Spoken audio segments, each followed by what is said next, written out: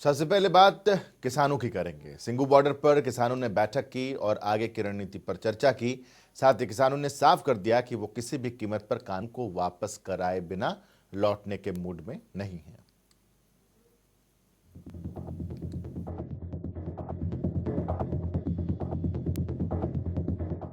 किसानों और सरकार के बीच सोमवार को 8वें दौर की बातचीत भी बेनतीजा रही, तो किसानों ने मंगलवार को मोर्चा संभाला और सिंघू बॉर्डर पर बैठक की। बैठक के बाद किसानों ने प्रेस कॉन्फ्रेंस कर साफ कर दिया कि किसान सिर्फ और सिर्फ कानून वापसी चाहते हैं और ये बात सरकार समझ नहीं रही। तीनों किसान विरोधी कानूनों को वापस लो।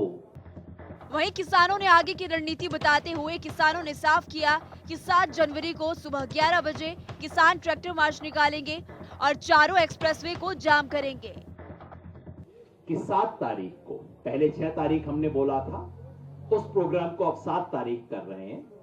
7 तारीख को 4 तरफ से ये जो एक्सप्रेसवे है, इस पे किसान ट्रैक्टर मार्च करेंगे।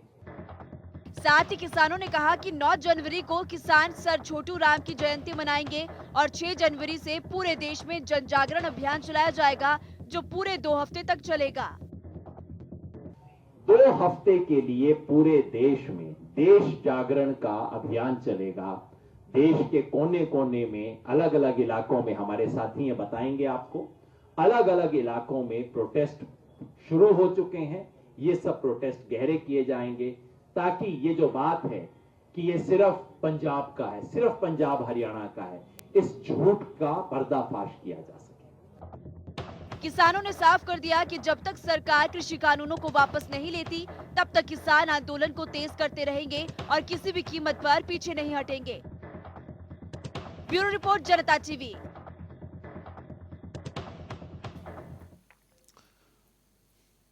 बैठक और बैठक के बाद आगे की रणनीति तय कर दी गई है, लेकिन सवाल यही है कि क्या नवे दौर की जब बैठक शुरू होगी या उस बैठक से पहले किसी भी तरीके के ऐसे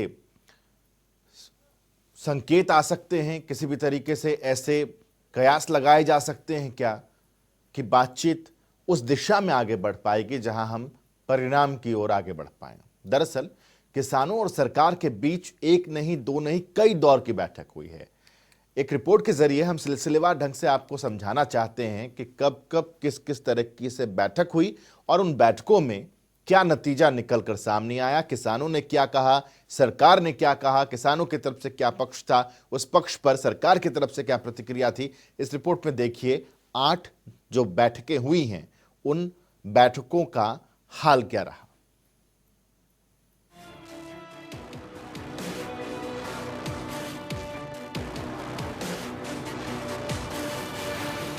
मसला जब बड़ा हो तो समाधान में वक्त भी ज्यादा लगता है, और बात जब देश की उस आबादी की हो जो हमारा पेट भरती हो, तो वक्त लगना भी लाजमी है।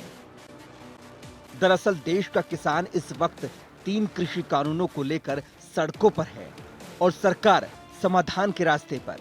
यह दौर दरअसल 13 नवंबर से जारी हुआ, जब केंद्रीय कृषि मंत्री नरेंद्र तोमर ने किसान नेताओं से बात की थी। हालांकि वो बैठक बेनतीजा रही थी और 19 दिन बाद 3 दिसंबर को फिर से बैठक बुलाने की बात की गई, लेकिन किसानों के बढ़ते आंदोलन की वजह से ये बैठक 1 दिसंबर को बुलाई गई। 1 दिसंबर को किसान नेताओं और सरकार के बीच हुई बातचीत बस इस नतीजे पर पहुंची कि किसान 3 दिसंबर को उन मुद्दों के साथ आए जिस पर उन्हें सबसे ज्यादा आपत्ति हो। इस बैठक में सरकार ने बातचीत के लिए किसानों के एक छोटी समिति के गठन का सुझाव रखा था, लेकिन किसान नेताओं ने इसे सिरे से नकार दिया। वहीं कृषि मंत्री नरेंद्र तोमर ने कहा कि बातचीत सकारात्मक रही और अब अगली बैठक 3 दिसंबर को होगी। सरकार चाहती थी कि इसके लिए एक छोटी कमेटी का गठन हो, लेकिन किसान प्रतिनिधि चाहते हैं कि सभी लोग हर स्तर की वार्ता में शामिल हो। हमें उनका ये प्रस्ताव भी मंजूर है।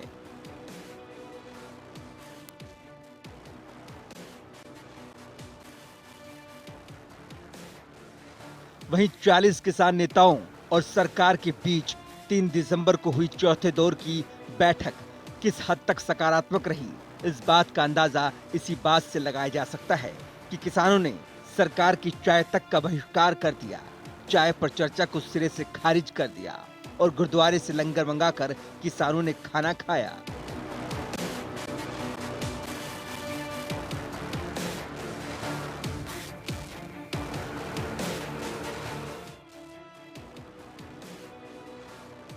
वहीं पांचवें दौर की बैठक से जो उम्मीदें थी वो भी उस वक्त धूमिल हो गई जब वो भी बैठक बेनतीजा रही।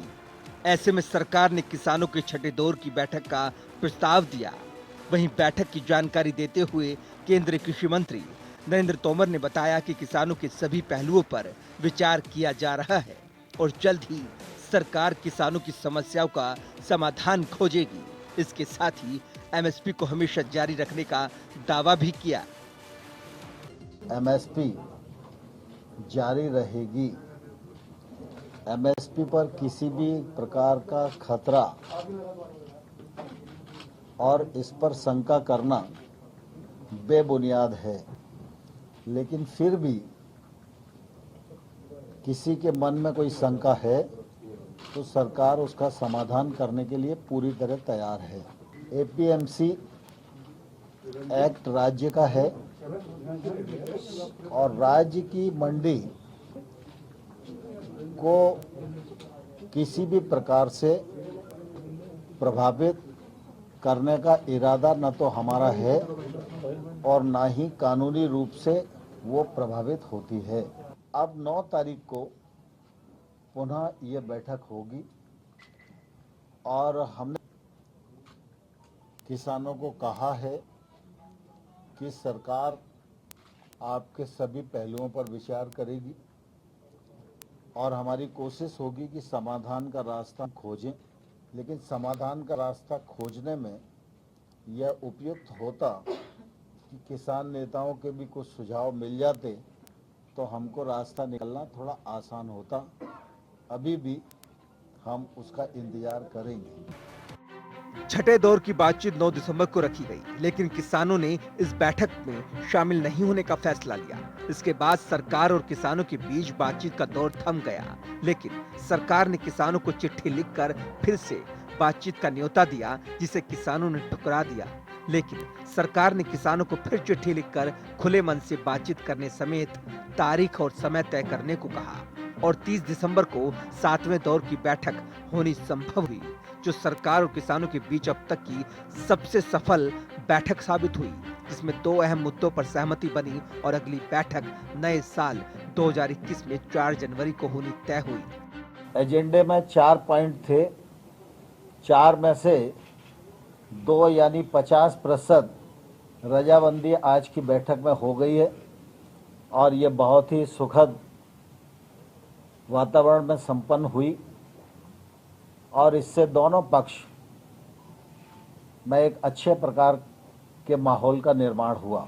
एमएसपी के विषय में भी सरकार पहले ही यह कहती रही है कि एमएसपी जारी है, जारी रहेगी। पिछले बार जब हमने प्रस्ताव दिए थे उस समय भी हमने ये कहा था कि एमएसपी जारी रहेगी। ये लिखित पर अभी भी दृढ़ हैं, लेकिन उन्हें ऐसा लगता है कि एमएसपी को कानूनी दर्जा मिलना चाहिए। तो कानून के विषय में और एमएसपी के विषय में चर्चा अभी पूर्ण नहीं हुई है, चर्चा जारी है और हम लोग 4 तारीख को 2 बजे फिर से इकट्ठा होंगे और इन विषयों पर चर्चा को आगे बढ़ाएंगे। लेकिन इस बार यानी कि 8वें दौर की बैठक भी बेनतीजा रही, क्योंकि इस बैठक में किसानों ने अपना रुख साफ कर दिया कि जब तक कानून वापस नहीं होंगे तब तक किसानों की घर वापसी नहीं होगी। 8 तारीख में फिर बातचीत होगी, ठीक है, और दोनों चीजों पर बातचीत होगी। आज मीटिंग में ये हुई कि जो 3 बिल हैं उस पर बातचीत हुई और दोनों उसमें लंच से पहले और लंच के बाद में भी उसी पे बातचीत हुई और फिर दोनों इशू पे एमएसपी और 3 कानून को वापसी लेने पे ये है कि उन्होंने सरकार ने कहा कि हम 8 तारीख में फिर हम बात करेंगे और दे दें। तो हम क्या कहीं जा रहे हैं, हमको घर नहीं जाएंगे, बता दिया। कानून वापसी नहीं तो घर वापसी नहीं।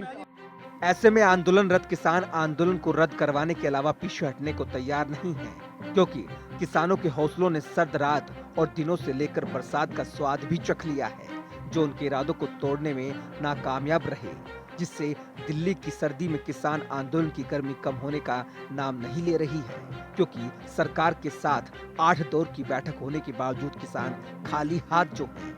ऐसे में किसान परेशान है, बेहाल है और अपना आंदोलन बरकरार रखने को तैयार है, लेकिन अब भी उम्मीद बाकी है 8 जनवरी को होने वाली 9वें दौर की बैठक से, जब एक बार फिर एक ही टेबल पर होंगे किसान और सरकार के नुमाइंदे और सबकी नजर होगी सरकार के आखिरी फैसले पर, जो बदलेगी किसानों की दिशा और दशा। जनता टीवी ब्यूरो रिपोर्ट। या तो सबको इंतजार है कि अगली जो बैठक है उस बैठक में क्या कोई परिणाम निकलकर सामने आ पाएगा। इधर कृषि कानूनों को लेकर एक बार फिर विपक्ष सरकार पर हमला बोल रहा है। इंडियन नेशनल लोकदल के नेता अभय चौटाला ने भी सरकार पर निशाना साधा और कानून वापसी की मांग की।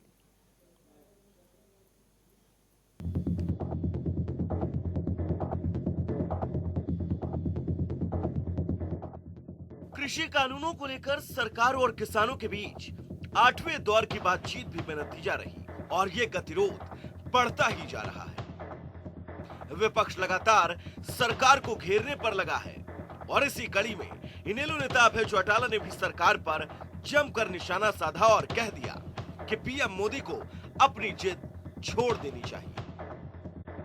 देश के प्रधानमंत्री को अपनी जिद छोड़ देनी चाहिए और देश के प्रधानमंत्री को ये तीनों कानून जो है जो थोपे गए हैं किसान के ऊपर, इनको वापस ले लेना चाहिए। साथ ही उन्होंने सरकार से मांग की और कहा कि हर हालत में देश में एमएसपी पर गारंटी वाला कानून बनना चाहिए, ताकि किसानों के अंदर डर का जो माहौल है वो खत्म हो जाए। एमएसपी की गारंटी का कानून तो हर हालत के अंदर इस देश में बने, ताकि किसान जो है इस बात से कहीं आने वाले समय फिर डर के माहौल में रहने की बजाय उसको लगे कि सरकार ने तेरी फसल की गारंटी दे रखी है, तू कल भूखा नहीं मरेगा, तू देश को कल भूखा मरने नहीं देगा। वहीं सरकार पर आरोप लगाते हुए उन्होंने कहा कि किसानों के आंदोलन को कमजोर करने की साजिश बीजेपी कर रही है, लेकिन बॉर्डर पर किसानों की संख्या बढ़ती जा रही है।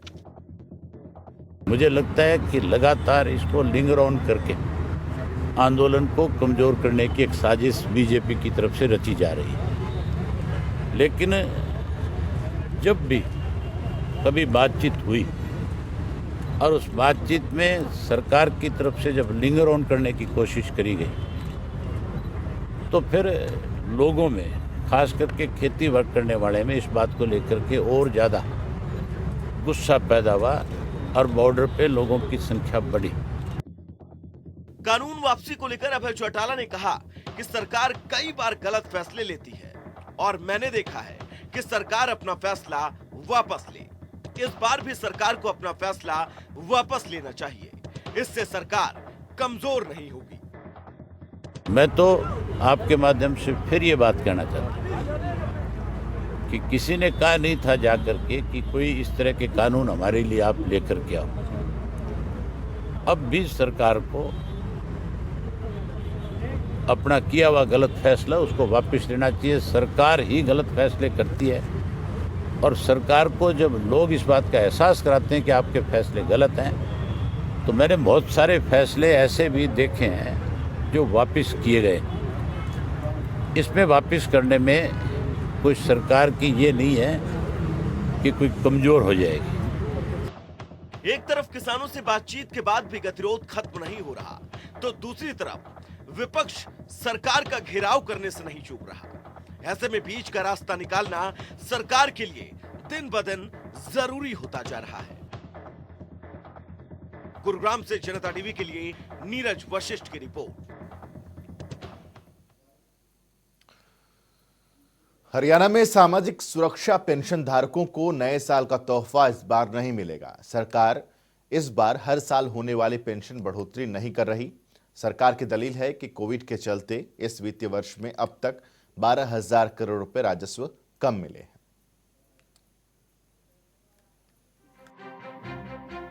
हरियाणा में इस साल पेंशन धारकों को बढ़ी हुई पेंशन फिलहाल नहीं मिलने जा रही है। बीजेपी की पूर्ण बहुमत की पिछली सरकार ने पेंशन हर साल 200 रुपए बढ़ाकर 2000 तक की थी। इसके बाद गठबंधन की सरकार बनने के बाद पहले साल सरकार ने पेंशन में 250 रुपए की बढ़ोतरी की थी और पेंशन 2250 रुपए तक पहुंच गई। इसके चलते इस साल भी पेंशन धारकों को इंतजार था कि नए साल पर उनकी पेंशन बढ़ेगी। इसी बीच हरियाणा सरकार ने पेंशन धारकों को झटका देते हुए इस साल पेंशन बढ़ाने से इनकार कर दिया है। सरकार की दलील है कि कोविड के चलते इस वित्तीय वर्ष में अब तक 12,000 करोड़ रुपए आने वाले लोग हैं, गवर्नमेंट के जो काम करते हैं उनकी पेमेंट नहीं रुकने दी। सूत्रों के मुताबिक सामाजिक न्याय एवं अधिकारिता विभाग की तरफ से वित्त विभाग को बाजार सूचकांक अनुसार पेंशन वृद्धि का प्रस्ताव भेजा था, लेकिन वित्तीय घाटे के कारण फाइल अभी अटकी हुई है।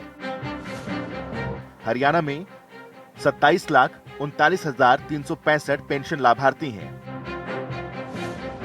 जिनमें करीब 16,55,000 बुढ़ापा और लगभग 7,21,000 बेसहारा विधवा पेंशन धारक हैं, जबकि बाकी लाभार्थी अन्य 8 वर्गों के हैं। जनता टीवी के लिए चंडीगढ़ से पवन सिवर की रिपोर्ट।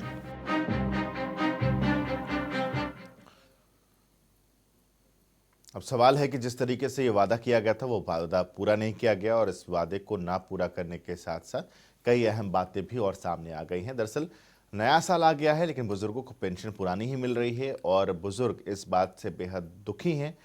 उनका ये कहना है कि उनको बहुत उम्मीद थी इस सरकार से, जो वादे सरकार की तरफ से किए गए थे, इन वादों के मद्देनज़र वो ये सोच रहे थे कि इस बार उन्हें पेंशन में इजाफा होगा और उनकी ज़िंदगी थोड़ी सी ही सही लेकिन बेहतर होने की दिशा में आगे बढ़ेगी, क्योंकि जो गठबंधन की सरकार इस वक्त सत्ता में है, इन दोनों के मैनिफेस्टो में इस बात का जिक्र किया गया था कि पेंशन में इजाफा किया जाएगा।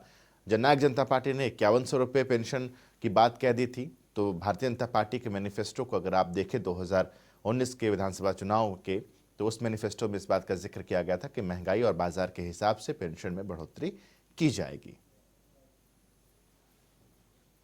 अभी देखेंगे, फाइनेंस डिपार्टमेंट से बात करेंगे कि आपको पता है ये वर्ष जो है एक विशेष कठिनाई का वर्ष निकला है। हमारे टोटल रेवेन्यू में अभी 9 महीने में 12,000 करोड़ रुपया अभी भी जो पिछले साल की अपेक्षा में कम है, जबकि बढ़ना चाहिए था।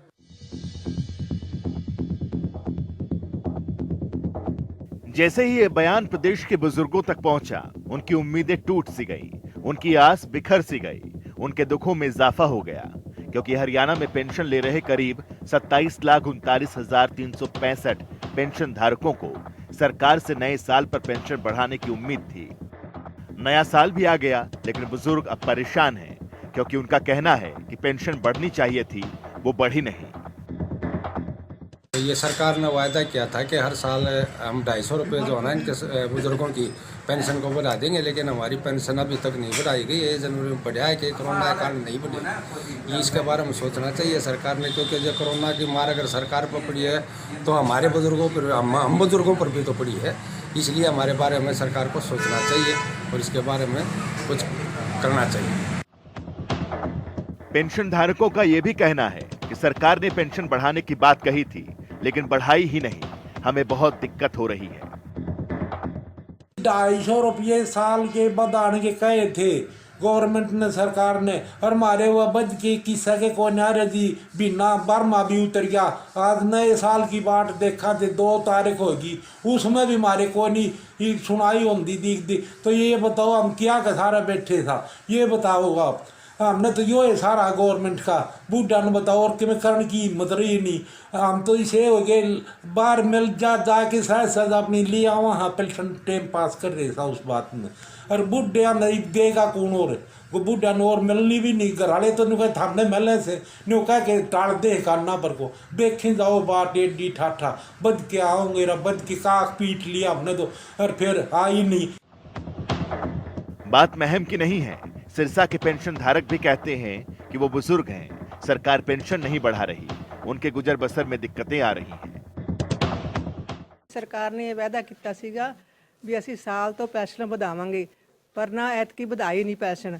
तो छोटे छोटे बच्चे घर में, लड़का मेरा है नहीं गा, तो हमारा गुजारा नहीं होता। बुजुर्ग हम सी। कुछ बुजुर्गों की तो जिंदगी भी पेंशन पर आधारित है। वो कहते हैं कि वो किराए पर रह रहे हैं, कुछ नहीं है उनके पास पेंशन के सिवा। लॉकडाउन ਦੇ ਵਿੱਚ ਬਹੁਤ ਮੁਸ਼ਕਲ ਹੋ ਗਿਆ ਸੀ ਤੇ ਉਸ ਤੋਂ ਬਾਅਦ ਪਹਿਲਾਂ ਇਹਨਾਂ ਨੇ ਕਿਹਾ ਸੀ, ਵਾਅਦਾ ਕਰਿਆ ਸੀ ਵੀ ਅਸੀਂ ਮਤਲਬ ਵੀ ਹਰ ਸਾਲ 250 ਰੁਪਏ ਪੈਨਸ਼ਨ ਅਸੀਂ ਵਧਾਵਾਂਗੇ, ਤਾਂ ਇਸ ਵਾਰ ਨਹੀਂ ਆਈ ਹਜੇ। ਤਾਂ ਅਸੀਂ ਬਸ ਇਹੀ ਬੇਨਤੀ ਕਰਦੇ ਹਾਂ ਸਰਕਾਰ ਅੱਗੇ ਕਿ ਸਾਡੀ ਇਹ ਪੈਨਸ਼ਨ ਵਧਾਈ ਜਾਵੇ ਤੇ ਸਾਨੂੰ ਵੀ ਸਹੂਲਤ ਹੋਰ ਮਿਲ ਜੇ। ਤੇ ਬਹੁਤ ਮਤਲਬ ਥੋੜਾ ਜਿਹਾ ਮੁਸ਼ਕਲ ਦੇ ਨਾਲ ਟਾਈਮ ਪਾਸ ਹੋ ਰਿਹਾ ਹੈ ਤੇ ਔਖਾ ਟਾਈਮ ਟੱਪ ਰਿਹਾ ਹੈ। हरियाणा में 2.5 करोड़ की आबादी है और इस आबादी में करीब 28 लाख लोग पेंशन ले रहे हैं, लेकिन साल भर से पेंशन बढ़ने का इंतजार कर रही आंखों में दर्द झलकता साफ दिखाई दे रहा है, क्योंकि इन बुजुर्गों की उम्मीदें जो टूट रही हैं। जनता टीवी के लिए महम से राजकुमार बड़ाला और सिरसा से नंद सेठी की रिपोर्ट।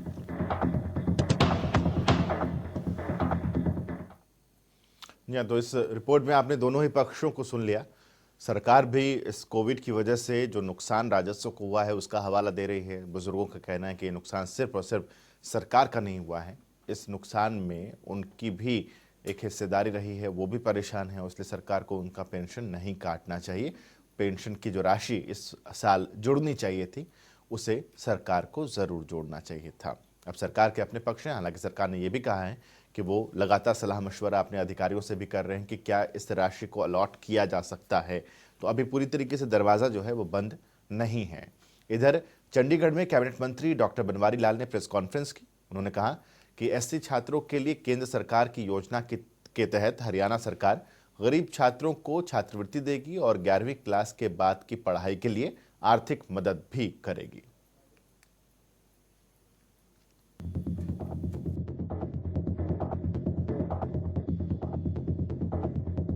चंडीगढ़ में कैबिनेट मंत्री बनवारी लाल ने प्रेस कॉन्फ्रेंस की और कहा कि एससी के छात्रों के लिए प्रधानमंत्री ने राहत का प्रावधान किया है। केंद्र की इस योजना से हरियाणा के गरीब छात्रों को सरकार छात्रवृत्ति देगी, 11वीं क्लास के बाद की पढ़ाई के लिए आर्थिक मदद दी जाएगी। ये एससी के शैक्षणिक सशक्तिकरण के लिए सबसे बड़ी योजना है। इस साल की जो है अभी सर्वे करेंगे और आगे कंटिन्यू रहेगा। अभी टाइम बाउंड अभी तो स्कीम आई है, अभी प्रधानमंत्री जी ने 3-4 दिन पहले ही घोषणा की है इसकी, तो अभी जो भी डिपार्टमेंट का आगे डिटेल होगी आपको बता दी जाएगी। हाँ, 11th क्लास के बाद जो भी कोर्सेज हैं, ये तो इसमें तो एससी के शैक्षणिक सशक्तिकरण के लिए है। ये empowerment, educational empowerment of SC. हाँ, टाइम बाउंड करना पड़ेगा। तो ये एग्जिस्टिंग है, इसमें कुछ एक और एम्पावरमेंट की गई है। मतलब साथ ही उन्होंने कहा कि छात्रवृत्ति में ट्यूशन शुल्क, मासिक रखरखाव भत्ता, शोध के टाइपराइटिंग भत्ता आदि शामिल है। सबसे गरीब घरों से छात्रों के नामांकन करने का अभियान भी इसमें चलाया जाएगा। और फैसिलिटीज है, जैसे आपका ट्यूशन फीस का माफी है, या आपका ये मंथली मेंटेनेंस अलाउंस है, या आपका और कोई प्रोजेक्ट्स वगैरह करते हैं उसका कोई अलाउंस है, ये चीजें इसमें जोड़ी गई हैं। और भी सुविधाएं हैं जो डिटेल अभी आएगी इसकी, तो और भी सुविधाएं इसमें जोड़ी गई हैं। वहीं बनवारी लाल ने कहा कि अगले 5 सालों में लगभग 1.36 करोड़ रुपए सबसे गरीब छात्रों को छात्रवृत्ति दी जाएगी। अगले 4 सालों में लगभग 4 करोड़ छात्रों को योजना का लाभ मिलेगा। 36 लाख गरीब बच्चों को इसमें छात्रवृत्ति मिलेगी। अगले 4 वर्ष में 4 करोड़ बच्चों का इसमें लाभ मिलेगा। एससी छात्रों को सरकार राहत दे रही है और इस योजना का लाभ छात्रों को कब तक मिलेगा और कैसे मिलेगा, इसके लिए भी काम शुरू कर दिया गया है। जनता टीवी के लिए चंडीगढ़ से पवन सेवर की रिपोर्ट। तो इसी रिपोर्ट के साथ सियासी गलियारे में आज के लिए बस इतना है। कल कुछ और खबरों के साथ आपके सामने हाजिर होंगे। फिलहाल दीजिए इजाजत। नमस्कार।